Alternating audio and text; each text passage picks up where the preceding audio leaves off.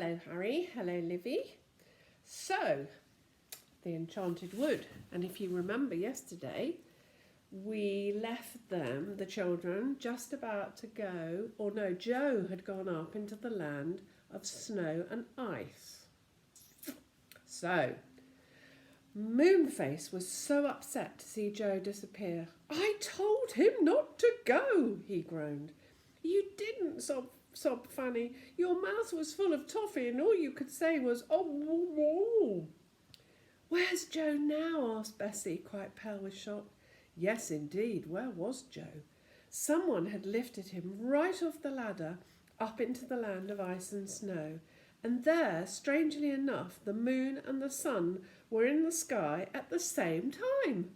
The sun and the moon together. Joe shivered because it was very cold. He looked up to see what had lifted him off the ladder, and he saw in front of him a big, strange creature, a snowman.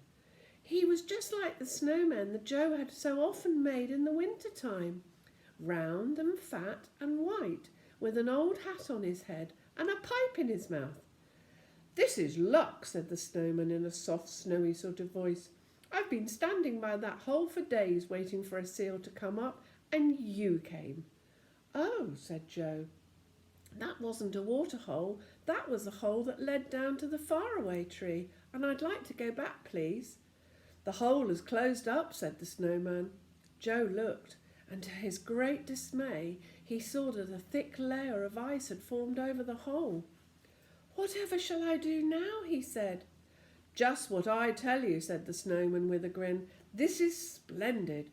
In this dull and silent land there is nothing but polar bears, seals and penguins. I've often wanted someone to talk to." "How did you get here?" said Joe. "Ah," said the snowman, "that's a long story. I was made by some children called Harry and Olivia a long time ago, and when they finished me they laughed and threw stones at me to break me up. So that night I crept away and made myself king. But what's the good of being king if you've only bears and things to talk to? What I want is a jolly good servant who can talk my language, and now you've come." "But I don't want to be your servant," said Joe. "Nonsense," said the snowman, and he gave Joe a push that nearly sent him flying. "Make me a good house," he said.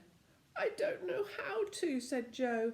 "Oh, just cut blocks of this icy snow, and build them one on top of the other. When you've finished, I'll give you a fur coat to wear."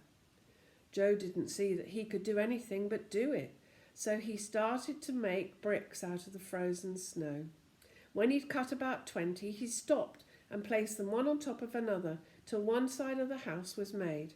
Then he began to cut some more snow bricks. Joe had often built little snow houses of snow in the garden at home during the winter, but he never thought he'd have to do one for a snowman. "Very good," said the snowman. He squeezed his big snow body inside and threw out a fur coat for Joe, made of white polar bear skin. Joe put it on thankfully because he was cold. He got so squashed in the house, though, with the snowman that he could hardly breathe. "Don't push so," said the snowman. "I can't breathe." Just then there was a curious grunt at the doorway. The snowman called out at once. "Is that you, Furry? Take this boy to your home under the ice. He's a nuisance here. He keeps squashing me." "Oomph," said the bear, and pulled Joe out into the open air. Joe knew it was no point in struggling. Nobody could get away from a bear as big as that. "Oomph," he said to Joe with a loud grunting noise. "I don't know what you mean," said Joe. The bear said no more. He just took Joe along with him, half carrying the little boy, for Joe found the way very slippery indeed. They came to a hole that led under the ice and snow. The bear pushed Joe down it, and to Joe's enormous surprise, he found there was a big room underneath with 5 big bears there. It was quite warm there too. "Oomph," said all the bears politely. "Oomph," said Joe. That pleased the bears very much. They came and shook paws with Joe. Joe liked the look of the bears much more than he liked the look of the snowman. He thought perhaps they might help him to escape from this silly land of ice and snow. "Could you tell me the way back to the faraway tree?" he asked the bears politely. "Never mind," Joe said when nobody made a sound. The snowman was a great nuisance, though. No sooner did Joe settle himself down for a nap than he called him. "Hey, boy, come and play dominoes with me." Joe had to go and play dominoes, and the snowman wouldn't let him come into the hut because he was so squashed. Joe had to sit at the doorway and play, and he was so cold. Then another time, just as he was eating a nice bit of fried fish that one of the bears had kindly cooked in oil for him, the snowman shouted for him to come and make him a window in his house. Joe had to hurry off and cut a sheet of clear ice to fit into one side of the snow house for a window. Really, that snowman was a perfect nuisance.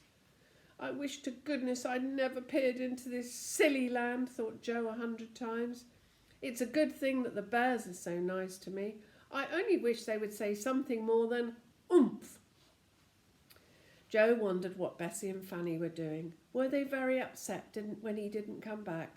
Would they go home and tell their father and mother what had happened? Bessie and Fanny were upset. They were in a great fright too. It had been dreadful to see poor Joe disappear through the cloud like that. Moonface looked very solemn too. He could speak quite well now, and because he'd swallowed all the toffee. "We must rescue him," he said, his face shining like the full moon. "How?" asked the girls. "I must think," said Moonface, and he shut his eyes. "We'll go to Goldilocks and the 3 bears," he said. "Her bears know the bears in the land of the ice and snow. She might be able to help Joe that way." "Where does Goldilocks live?" asked Bessie. "I thought she was just a fairy story." "Good gracious no," said Moonface. "Come on, we'll have to catch the train." "What train?" asked Fanny in astonishment. "You wait and see," said Moonface. "Hurry now, go down the slippery slip and wait for me at the bottom." So, Harry and Livy, what do you think is going to happen? Do you think they're going to get an idea from Goldilocks and the 3 bears how to get Joe out of the land of ice and snow? You'll have to wait till tomorrow. Hope you're enjoying the story. I used to love this story so much, and I know Daddy did. Lots of love from Grandma. See you tomorrow. Bye.